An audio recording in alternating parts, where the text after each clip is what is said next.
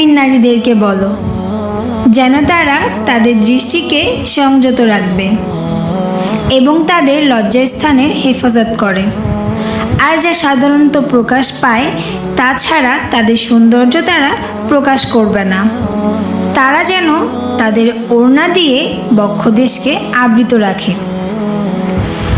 আর তারা যেন তাদের স্বামী, পিতা, শ্বশুর, নিজেদের ছেলে, স্বামীর ছেলে, ভাই, ভাইয়ের ছেলে, বোনের ছেলে, আপন নারীগণ, তাদের ডান হাত যার মালিক হয়েছে, অধীনস্থ, যৌন কামনামুক্ত পুরুষ অথবা নারীদের গোপন অঙ্গ সম্পর্কে অজ্ঞ বালক ছাড়া কারো কাছে নিজের সৌন্দর্য প্রকাশ না করে। আর তারা যেন নিজেদের গোপন সৌন্দর্য প্রকাশ করার জন্য সজোরে পদচারণা না করে। হে মুমিনগণ, তোমরা সকলেই আল্লাহর নিকট তওবা করো যাতে তোমরা সফলকাম হতে পারো। আমিন।